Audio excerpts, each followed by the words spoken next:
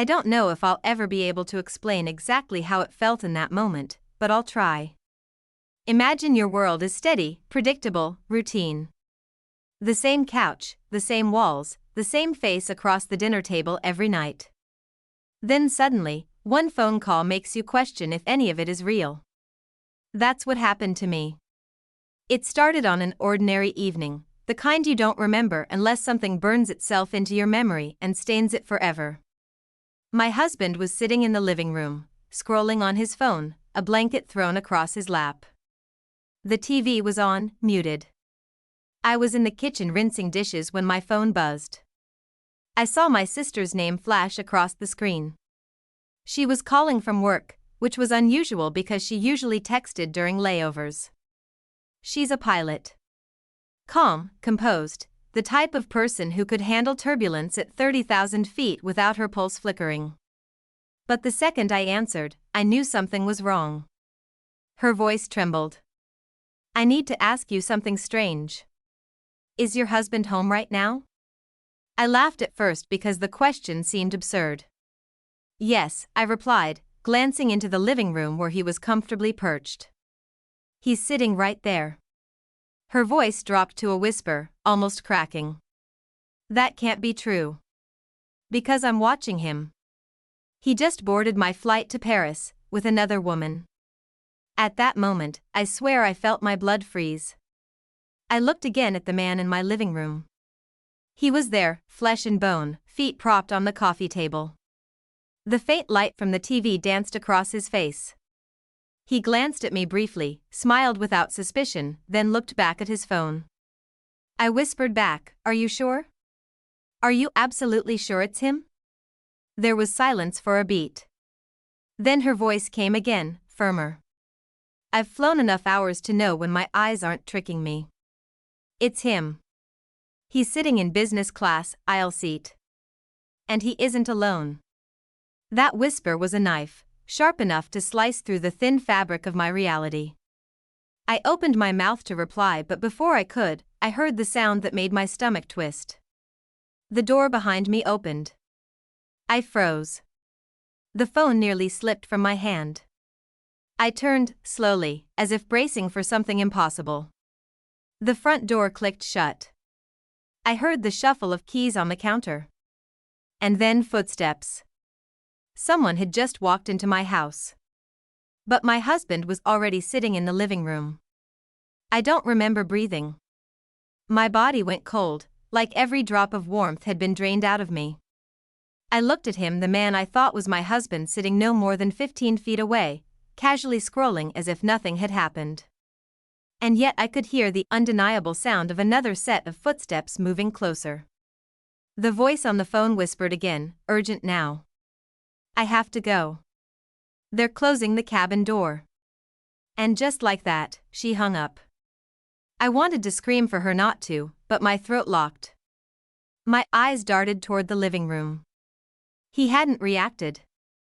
He was still there, his face illuminated by the glow of his phone. Then the footsteps stopped. "Hello," a voice called faintly from the hallway. It sounded like him. Exactly like him. I stumbled backward, my shoulder bumping into the kitchen counter. For a second, the world tilted. How could he be sitting in the living room and standing in the hallway at the same time? "Babe," the voice called again, closer now. "You home?" The man in the living room slowly looked up, his eyes narrowing in confusion. "Did you hear that?" he asked, rising slightly from the couch. My heart hammered against my ribs. "Yes," I croaked. The footsteps grew louder until finally, a figure stepped into view at the edge of the hallway. And it was him. The same face. The same body. The same clothes. Two of them. I want to tell you I screamed, but I didn't. I was too stunned to produce sound. My knees wobbled, and my grip on my phone loosened until it clattered to the floor. Both of them looked at me, then at each other. The one in the living room froze, mouth slightly open. The one in the hallway blinked, startled, like he hadn't expected company. "What the hell?" they both said at the exact same time. The sound of their voices overlapping was wrong, deeply wrong, like nails on glass. The man in the hallway looked toward me, then back at the man on the couch. His face twisted with confusion. "Who the fuck are you?" The one on the couch rose slowly, his blanket slipping off. His eyes locked onto his double. "I was about to ask you the same thing." I pressed my hands against the counter behind me, grounding myself because my legs no longer felt capable of holding me up. My head spun, like I was caught in a nightmare and couldn't wake up. That's when everything inside me fractured. My sister's voice echoed in my head, "He just boarded my flight to Paris with another woman." If she was right, then there were 3 of them. And if there were 3, how many more could there be? Over the next few minutes, the house became a stage for something I couldn't have imagined even in my worst dreams. They circled each other cautiously, each one mirroring the other's movements with eerie precision. It was like watching a man argue with his reflection in a mirror, only the reflection could step forward, breathe, and bleed. "I live here," the one from the living room said firmly, pointing toward me. "Ask her. She knows." The other shook his head, fists clenching. "No. I live here. I just walked through that door. I've got the keys, the wallet, the phone, everything." He reached into his pocket and pulled out a set of keys. He tossed them onto the counter, where they landed with a metallic clatter. My blood ran cold. They were the same keys my husband always carried. I looked back at the man from the couch. He reached into his pocket too, pulling out an identical set. He dropped them onto the table, and the sound was identical. My vision blurred. 2 sets of identical keys. 2 identical wallets. 2 identical faces staring at me, each demanding recognition. One of them turned toward me suddenly. "Tell me the truth. Which one of us is your husband?" My lips trembled. No words came out. Because for the first time since I'd met him, I didn't know. The rest of that night unfolded in a haze of dread, suspicion, and unbearable silence. I didn't sleep. I didn't even sit down. I watched both of them circling each other, glaring, muttering under their breaths. I kept thinking about my sister's voice, the certainty in it. "I'm watching him right now. They just boarded my flight. If one of them was with her on a plane, and 2 were standing here in front of me, then what in God's name was happening?" And the worst part wasn't that there were 2 of them. The worst part was realizing I couldn't tell which one had been here first. They both knew things they shouldn't.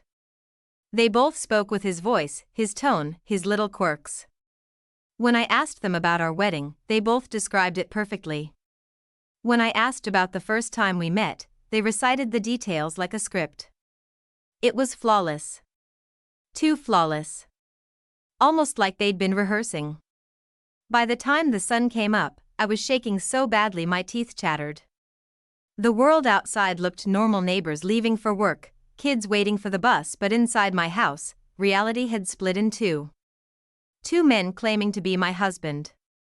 And a third one flying to Paris with another woman. And me, trapped in the middle, trying to figure out which version of my life was real. I thought the worst was behind me. That maybe once the day began, answers would come.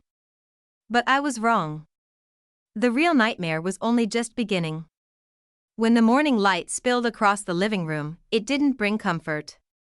It only highlighted how unreal everything had become. I stood there, arms crossed tightly against my chest, staring at the 2 men sitting on opposite sides of the room. Identical. Both of them shifting uneasily in their chairs, each one waiting for me to make some kind of choice that I couldn't. The night had blurred into fragments: the phone call, the door opening, the impossible duplication of the man I had shared a life with. I hadn't closed my eyes once. I couldn't. Every time I blinked, I imagined waking to find 3, 4, or 5 of them scattered around the house. I kept replaying my sister's words: "He just boarded my flight. He isn't alone." It meant there was still another one out there. Which meant neither of these men could be him. Or worse, maybe both could. The weight of that thought pressed down on me until my head throbbed. "Coffee?" the one on the left asked suddenly. His voice was casual, too casual, like this was just another day in our marriage. He gestured toward the kitchen like nothing was wrong. I didn't move. I just stared at him. The other man, the one by the window, smirked bitterly. "You really think now's the time for coffee? Better than sitting here waiting for her to decide which one of us is real," the first one snapped back. Their voices collided in the air like gunfire. I pressed my palms against my temples, the noise too much. "Stop," I whispered, though my voice broke on the word. "Just stop." They froze, eyes on me. That was the first moment I realized how dangerous this could become. Because if I couldn't tell them apart, how could they? Each one thought the other was the intruder. And sooner or later, one of them would decide to get rid of the other. And I would be trapped in the middle. The hours passed painfully slow. The men argued, sometimes quietly, sometimes shouting, while I sat in silence, cataloging every detail, searching for cracks in their perfection. Both had his phone. Both had his fingerprints saved to unlock it. I watched each of them swipe the screens with ease. Both had matching wallets, same driver's license, same worn photo of me tucked inside. Even the faint scratch on the corner of the leather was identical. When I asked them about last week's grocery trip, they both recited the same list, word for word. It was unbearable. By noon, my head was splitting. I locked myself in the bathroom, hands braced against the sink, staring at my reflection. My own face looked foreign to me. Pale, hollow, wide-eyed.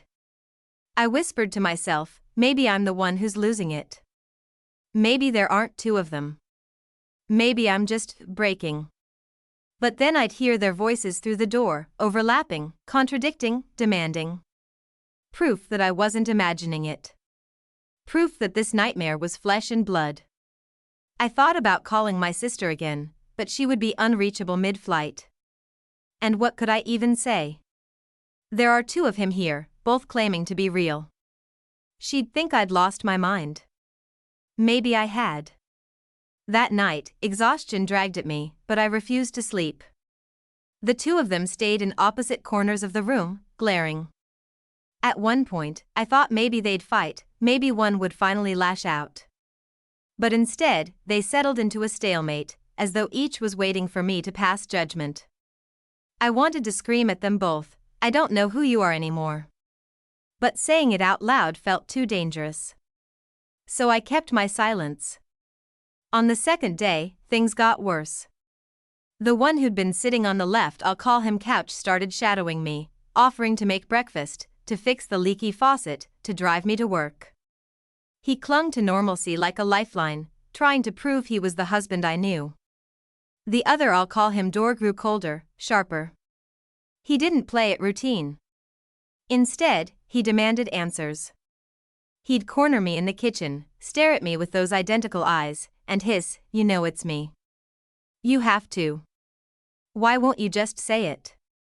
Their tactics pulled me apart. One whispered familiarity. The other pressed with urgency. Both wormed into my head until I couldn't think straight. By the end of the day, I realized something even more terrifying. Both of them had memories of me, private, intimate things no one else could know. Words whispered in the dark, secrets I'd never told anyone else. How could two men carry the same memories? Unless they weren't two men. Unless they were one, split somehow into different bodies. The thought made my stomach churn. By the third day, I couldn't take it anymore. I left the house. I didn't even tell them where I was going. I just grabbed my bag, shoved on my shoes, and bolted. I half expected one or both to follow, but they didn't. Maybe they were too consumed by each other. I drove with no destination, my hands white-knuckled on the steering wheel, tears stinging my eyes. Every red light, every passing face on the street made me flinch. What if I saw another version of him walking down the sidewalk?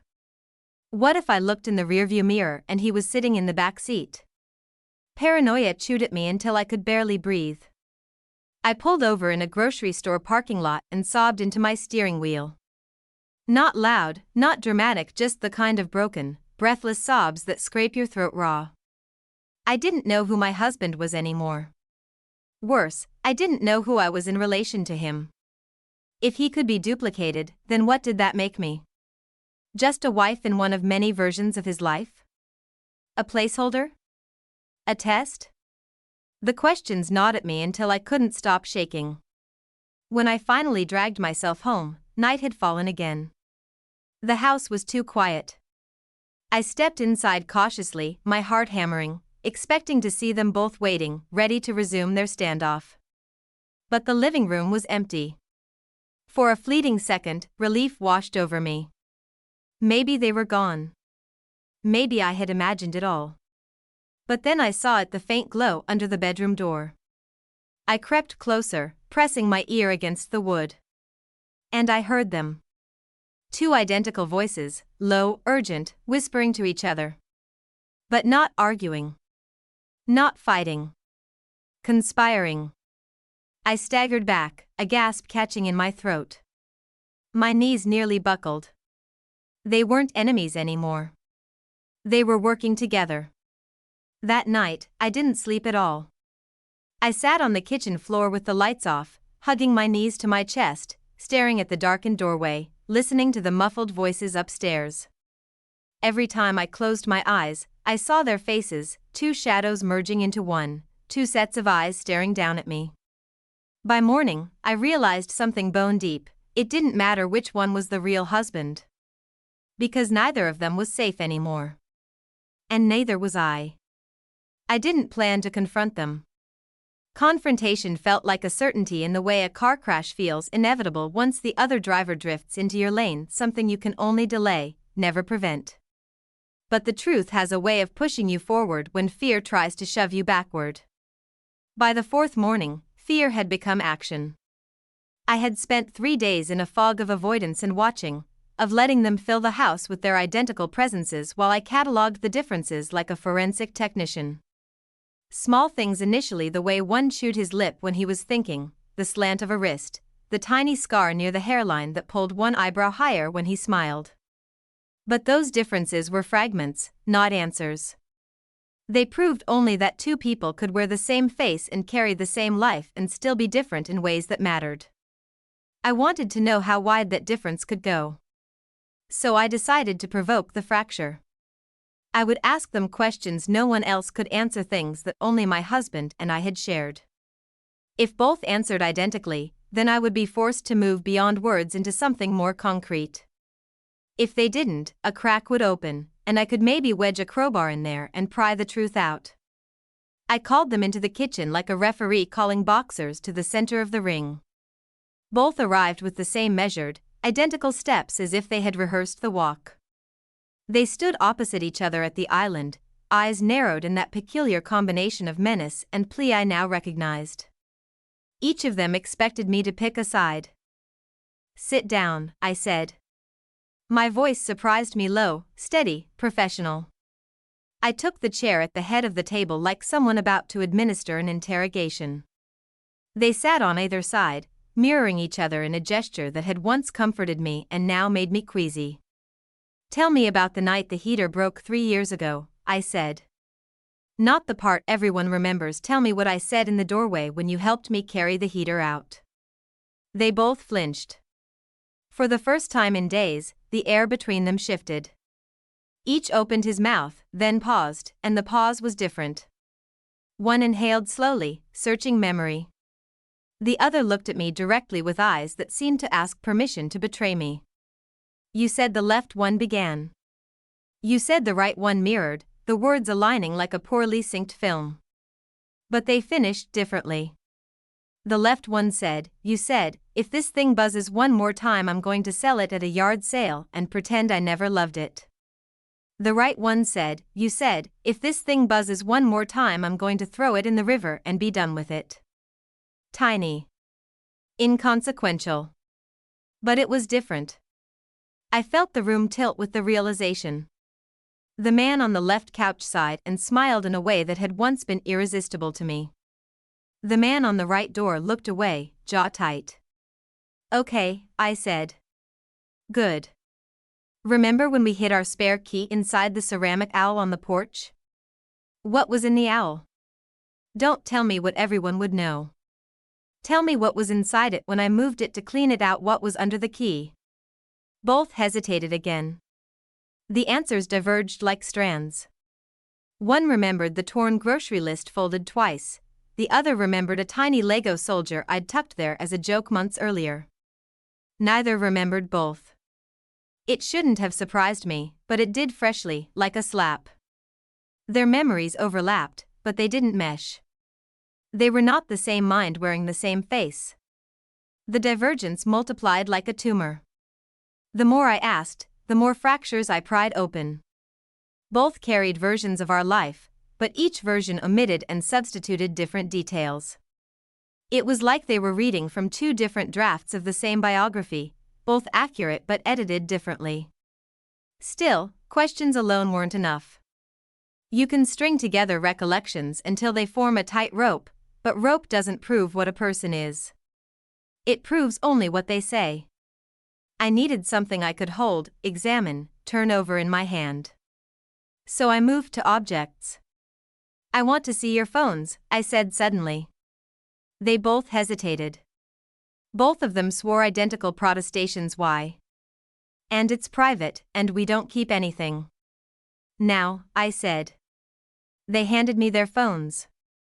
Each screen unlocked with a different thumbprint but the same passcode, our anniversary. That detail, once intimate, now hung between us like an insult. I scrolled. Photos. Messages. The same conversations, the same memes. Apps organized in the same grid. The same wallpaper of a sunrise we'd watched in silence on a beach vacation. But the message threads diverged in the tiny ways that made me feel like reviewing two copies of the same book with different footnotes. I forced myself to be methodical. I checked call logs. Both had the same calls to my sister the week before, confirming what she'd told me. Someone with his face had been on a flight to Paris. One of the phones had a boarded pass for a flight that matched the timing my sister mentioned, the other had a calendar entry blocking off work, but no boarding pass. One had recent photos of a woman laughing next to him in a restaurant, the other had none. That should have been enough. Instead, it birthed a new horror. Each phone validated the sister's claim in different ways.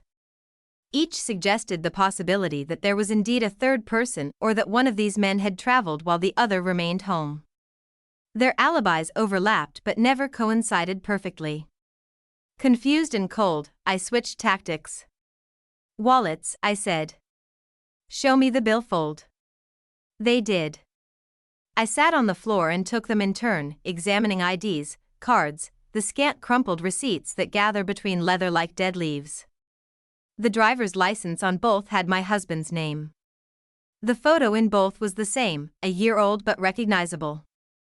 Each cash pocket contained an identical folded paper crane we'd made during a particularly terrible week when we'd almost given up. But then I found two different receipts, one for a boutique in Midtown dated 2 days ago, the other from a tiny bistro in the airport terminal dated the same afternoon my sister called. I held the receipts between my fingers and felt them fray my nerves. 2 receipts, same day, different places. It meant travel. It meant someone with his face was physically elsewhere. It also meant that at least one of these men had been lying or living a life parallel to the one we had shared.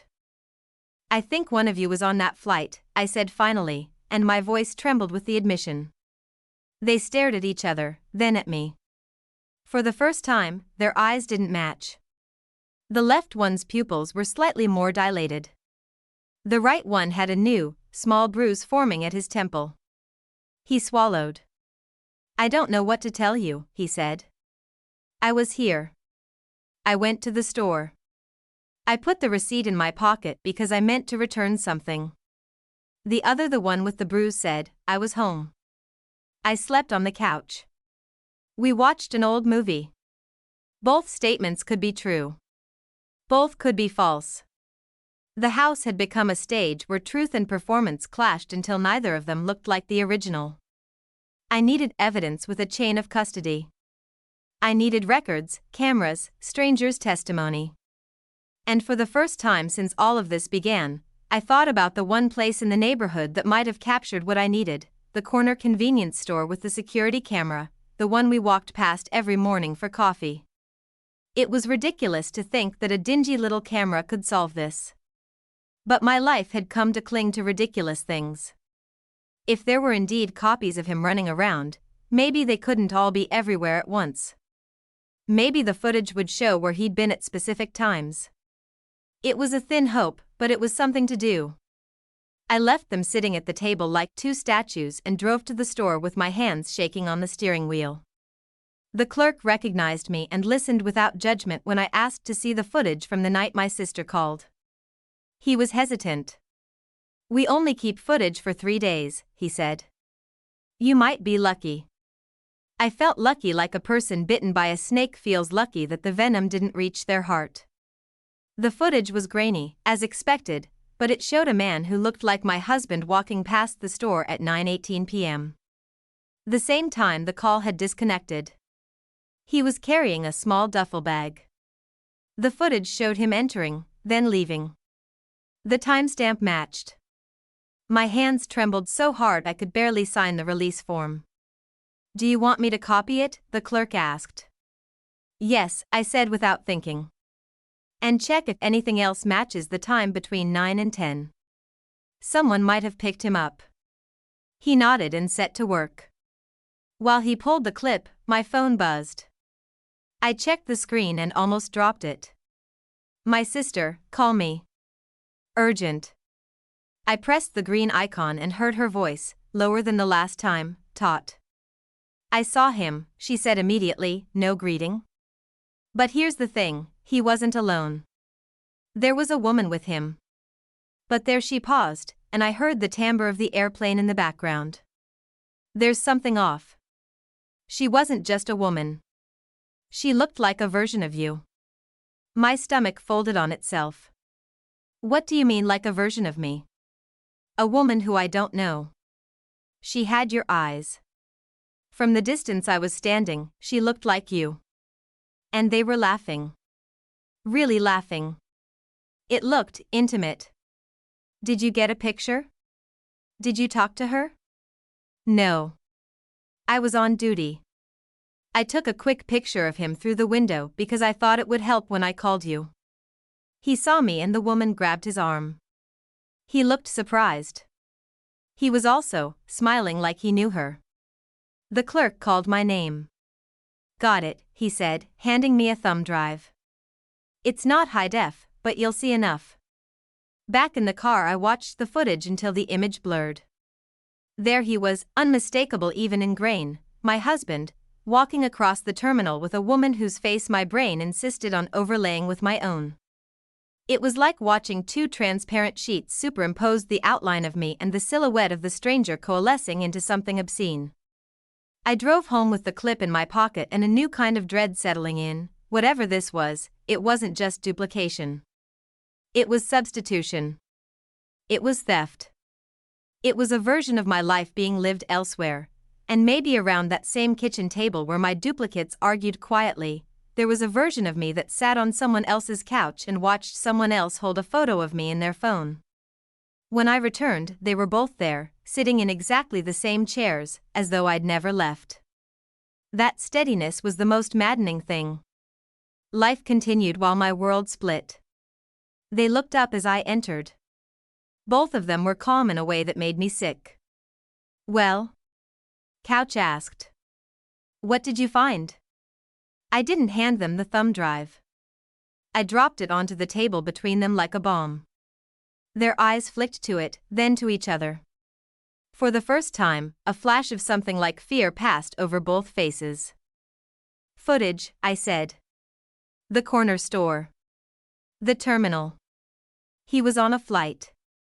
He walked with a woman who looks like me. They both stared at the screen for a long, suspended minute. Neither of them argued when I played it. Neither of them moved their mouths to explain. Instead, Dor, the one with the bruise, turned his face toward me. There was something raw in his tone as he spoke. "If that's true," he said slowly, "then we don't have time to argue about which of us is which." "Then what are you suggesting?" I demanded. "We need answers," he said. "And answers mean we leave the house to look for them. We go to the airport. We check the cameras. We find out if it's true. And one more thing, you need to come with us." My laugh came out like a broken thing. "I am not getting on a plane with either of you." He didn't flinch. "You don't have to get on a plane. But you have to watch. You have to be present when we do this. If there are copies of him and copies of you, I don't trust them alone. And I don't trust them together." Couch looked at Dor. I watched the muscles around his mouth twitch. "We do it together," he said. "We go now." There was no time to ask how they coordinated. No space to demand proof that this wasn't some elaborate gaslighting scheme. My life had become a list of impossible choices, and this was the only one that felt active rather than reactive. We left. We rented a car like criminals and drove to the airport under a sky that had the exhausted hue of the end of summer. The terminal was busy, oblivious to the private apocalypse that trailed us like a scent only we could smell. I had the thumb drive in my pocket, the footage in my head, the receipts burned into my retina. Both of them were quiet, strategizing in a language I couldn't hear entirely. We split up once inside, like a three-headed organism preying on the same clue. Dor went to the help desk to speak to the gate crew. Couch took photos of the women's restroom entry cameras. I clutched the thumb drive and tried to remain invisible, a role I was no longer accustomed to playing. It was there, wandering between anonymity and observation, that I saw her. I was looking at the monitors that cycled through security cameras, concourse, gate, cafeteria when a pause in the footage caught me. A woman walked with a determined stride that included the same tilt of head I had when I was annoyed. Her hair was different. Her smile was small. But when she passed a mirrored column, the reflection showed angles of my face that made my stomach drop, a cheekbone, a crease near the eye that I knew intimately. She wasn't me. But she wore my features like a borrowed coat. Her hand brushed the man's arm. He laughed, turned to look at her, and for a fraction of a second he looked like the man I'd kissed on our wedding day and also like someone I didn't know at all. He looked both grateful and guilty. He looked like he belonged to both the woman at his side and the woman whose life I had been stewarding. I pressed my palms to the cool surface of the monitor cabinet and felt the world go lopsided. This was not about cloning, not merely about duplication. It was orchestration. It was a swapping of pieces of people. It was intimate theft. I tried to speak, to call them over, but the lobby was noisy and my voice failed me. When I finally pulled my head away, they were both at my elbow, calm and composed. Dor's hand hovered near mine.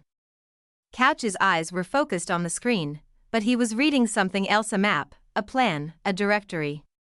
"We saw her," I whispered. "She looks like me." Dor's face hardened. "Then we follow them. We don't confront them because they could be dangerous. We watch, record, and if they leave, we follow." We spent the rest of the day trailing shadows. We watched the pair from a distance in the terminal, noted their gait, their coffee cup brand, the way they tethered themselves with shared laughter. We took photos, logged timestamps, noted the direction they walked when passengers poured onto buses and taxis. We did the small detective work of people who were desperate and ignoring the police because who do you even tell? Who explains their husband was in your kitchen twice and their life lived at the gate with someone who looked like you? The gate cleared. The flight boarded. The plane took off. At the gate, a woman from the ground crew approached us, eyes flicking between us.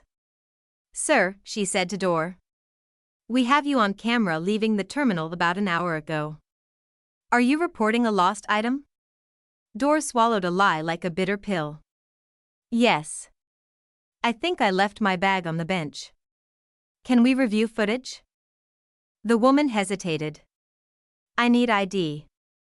He handed over a license that looked impeccable. The woman scanned it, typed commands, and the screen swallowed the footage to play it back slow. A man walked past the benches to a gate. He spoke with a woman. They passed the benches. The man was unmistakable. He looked like him. He looked, in the poor grain of security footage, like the man from my kitchen and like the man my sister had seen.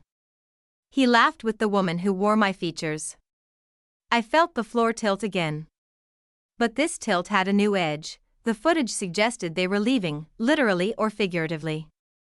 The woman with his arm boarded the flight. The camera showed their last kiss at the gate, public and desperate, and the man watching the plane ascend into the late sky.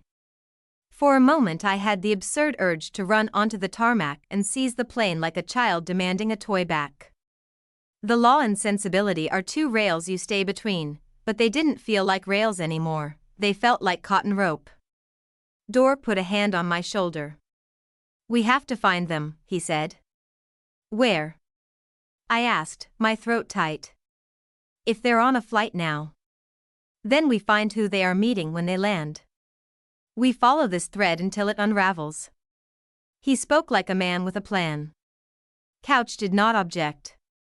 We left the airport with nothing more than fragmented footage and a map route that broke into a dozen uncertain possibilities. But we had a lead, thin as a hair but still a thread. Threads could be followed. Even the thinnest string, tugged persistently enough, eventually brought the shroud. Back in the car, we were quiet. The hum of the engine sounded like the buzz of an insect. I watched their faces in the rearview mirror like reading in reverse. The man on the left fiddled with his wedding band. The man on the right kept tapping at his temple where the bruise bloomed. One thing, I said quietly.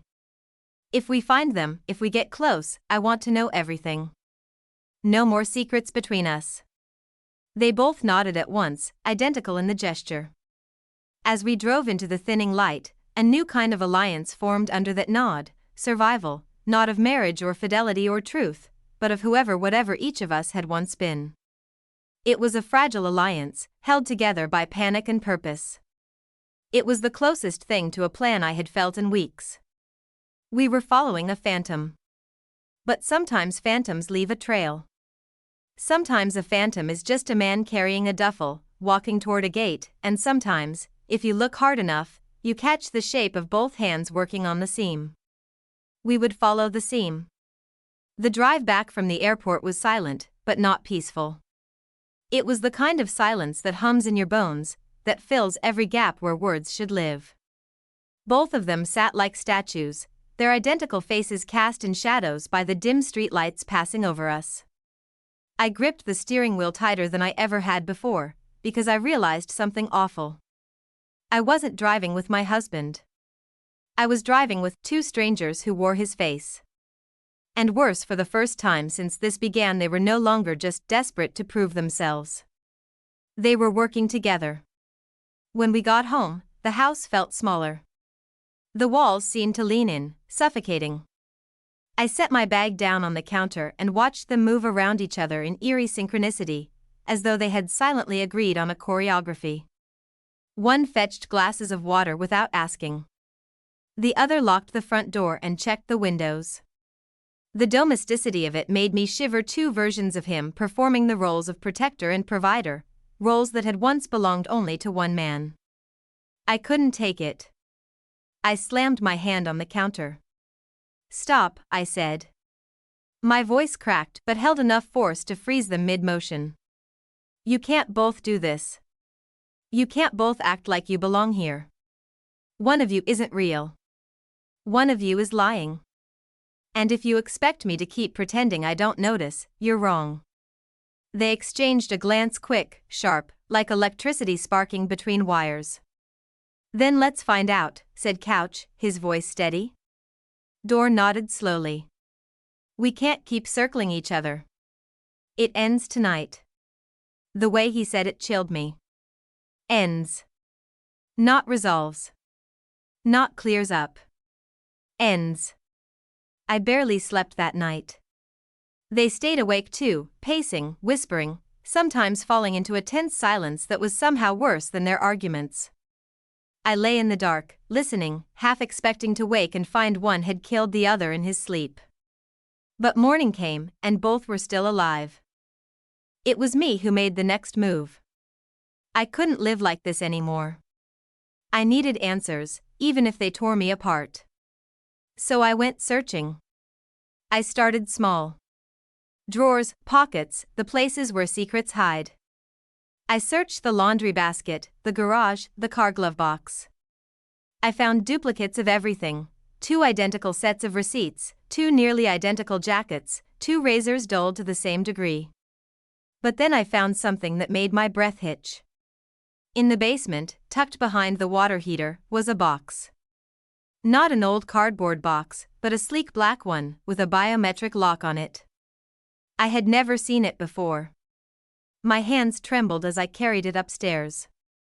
I set it on the kitchen table, staring at the little glowing scanner that waited for a fingerprint. Both men froze when they saw it. "Where did you get that?" Couch asked, his tone sharp. I ignored him. "Whose is it?" Neither answered. So I pushed it toward them. "Open it." Dor stepped forward first. He pressed his finger to the scanner. The lock clicked. Couch's face darkened. Inside were files. Thick, organized folders with names and dates I didn't recognize. Photos of me, dozens of them, some candid, some clearly taken without my knowledge. And then photos of him. Not one version, but many. Different clothes, different settings, but the same face. Sometimes 2 standing together in the same frame. I felt bile rise in my throat. "What is this?" I whispered. Neither spoke. I flipped through the files until one photo fell out. It was grainy, like a security camera still. It showed a room sterile, white, lined with glass pods. And inside each pod, a man. My husband's face, replicated again and again. My legs buckled. I gripped the edge of the table to steady myself. "This isn't possible," I said. "It can't be real." But it was. The evidence lay in my hands. That was when I realized this wasn't about cheating. This was about replication. And I was standing in the middle of something so much bigger than betrayal. That night, I confronted them again, holding the photo like a weapon. "How many are there?" I demanded. "How many versions of you exist?" They didn't deny it. They just stared at me, their silence more damning than any admission. Finally, Couch spoke. "More than you think." Dor added quietly, "and more than either of us want." Their words should have given me relief that they were just as trapped in this as I was, but instead, they carved a deeper hole in my chest. Because if there were more, then which one had I married? Which one had I loved? And if love had been given to the wrong version, did it even matter? The next morning, I woke to find only one of them in the house. The other was gone. No note. No trace. I panicked at first, pacing the rooms, searching for signs of struggle. But everything was intact. Just one less body, one less identical face breathing down my neck. "Where did he go?" I demanded. The remaining one, I think it was Dor, just shrugged. He said he was going to finish this. Finish what? He didn't answer.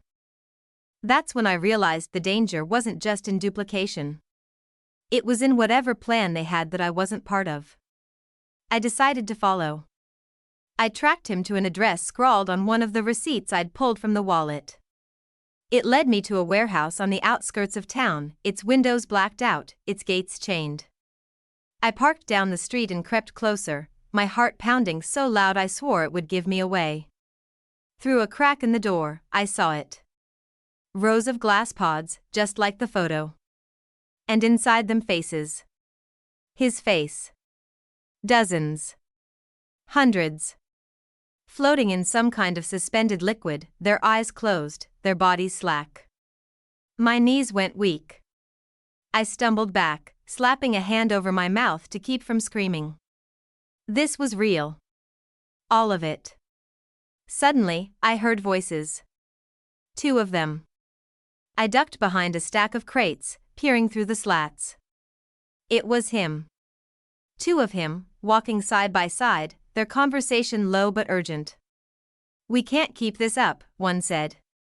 "She's starting to see too much." "She was never supposed to," the other replied. "But it doesn't matter. The next phase is ready." My blood ran cold. The next phase. Whatever this was, I wasn't just caught in the middle, I was part of their plan. And if I didn't do something soon, I might not survive long enough to find out what it was. That night, back home, I locked myself in the bathroom and stared at my reflection. The woman staring back at me looked older, broken, worn down by truths too heavy for one person to carry. But worse, I saw something else in her eyes. A question I couldn't ignore anymore. If they could replicate him, could they replicate me? I didn't sleep the night I saw the warehouse. I couldn't. Every time I closed my eyes, I saw those pods, rows and rows of his face, eyes closed, mouth slack, suspended like dolls waiting for life. And the words I overheard echoed inside me like poison: "The next phase is ready." I lay awake on the bathroom floor, my back pressed to the cold tile, listening for footsteps outside the door. Every creak in the house felt like a warning. Every whisper of wind through the vents sounded like a breath not my own. And when dawn finally came, it didn't bring relief. It brought clarity. I couldn't live like this anymore. I couldn't share my home, my marriage, my life with duplicates and secrets. I needed answers. And if the truth broke me, at least I would shatter knowing I had faced it. So I made a choice. I would go back to the warehouse. Alone. The city was still asleep when I drove across town. The streets were empty, the sky gray and heavy, as though it knew what I was about to do. My hands gripped the steering wheel until my knuckles whitened, and I kept glancing in the mirror, half expecting one of them to appear in the back seat, grinning with my husband's face. But no one followed me. The warehouse loomed in the distance, a dark silhouette against the pale morning light. My stomach twisted as I parked far down the street and crept closer, my shoes crunching softly on gravel. The chain on the gate was loose this time. Someone had already been here. I slipped inside, the metallic tang of the air filling my lungs. The silence was suffocating, broken only by the faint hum of machinery. And then I saw them again. Rows of glass pods, glowing faintly. Bodies floating inside, perfect replicas. Some looked peaceful. Others twitched as though trapped in dreams they could never escape. I walked down the row, my legs trembling, my breath shallow. Every face was his. My husband, multiplied beyond reason. But then I saw something that made my blood freeze. It wasn't his face staring back at me. It was mine. At the far end of the row, in a smaller cluster of pods, floated women. My face. My body. My eyes closed in an eternal sleep. There weren't dozens. There were hundreds. I stumbled back, clutching my chest, my heart pounding so violently I thought it might burst. They hadn't just replicated him. They had replicated me. The sound of footsteps jolted me. I ducked behind a console, peering through the shadows. 2 figures entered, both wearing his face. My husband, multiplied, again. They didn't see me. Not yet. "She's getting too close," one said, his voice low. "Doesn't matter," the other replied. "She's just one version. If she breaks, we'll replace her." The words gutted me. Just one version. Was that all I was to them? A copy? Disposable? My hands shook, fury rising in my chest. I couldn't just listen anymore. I had to act. I scanned the console beside me, fingers brushing against unfamiliar buttons and switches. Screens flickered with lines of code I couldn't understand, but one word stood out across multiple displays: Purge. My pulse hammered. Purge. Did it mean what I thought it did? The men drew closer. I didn't have time to think. I slammed my palm against the button. Alarms blared instantly, shrill and deafening. The pods lit up, flashing red, their contents bubbling violently. The replicas inside twitched, spasmed, their faces contorting as the liquid drained from around them. The men spun toward the sound, eyes wide. "What have you done?" one shouted. I didn't answer. I just pressed the button again and again, watching as row after row of pods flickered and died. "Stop it," the other screamed, lunging toward me. I bolted, weaving between the rows, the alarms screaming in my ears, the stench of burning chemicals filling the air. My heart thundered as I ran, knowing they were right behind me. One of them grabbed my arm, yanking me back. I screamed, thrashing, clawing at his face. For a split second, I saw the man I had once loved in his eyes, but then I remembered that love wasn't mine anymore. Maybe it never had been.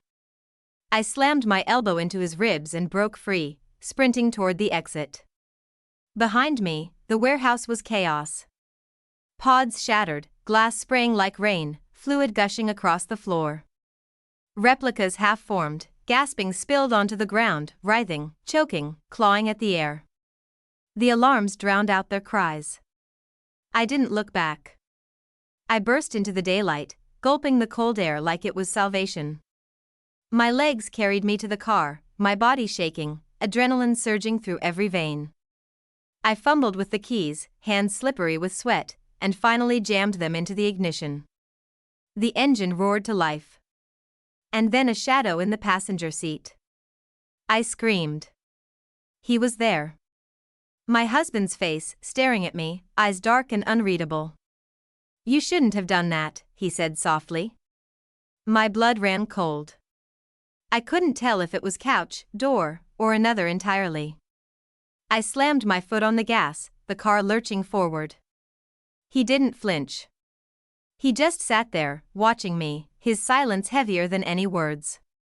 Finally, I snapped. "Which one are you?" I screamed.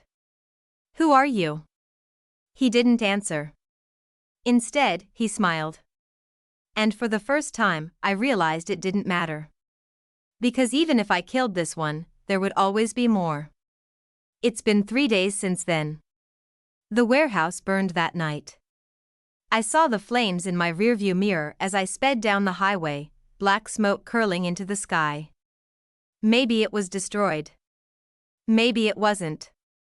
But every time I look over my shoulder, I see him. At the gas station. On the street corner. In the reflection of a passing window. Always him. Always watching. Sometimes there's just one. Sometimes there are two. And sometimes I think I see myself. A woman with my face, standing across the street, staring with hollow eyes. I don't know anymore if I'm the original. I don't know if I'm the wife who made vows years ago, or if I'm just another reflection pulled from glass and fluid. All I know is this. The man I loved is gone. And the world is full of mirrors I can never escape.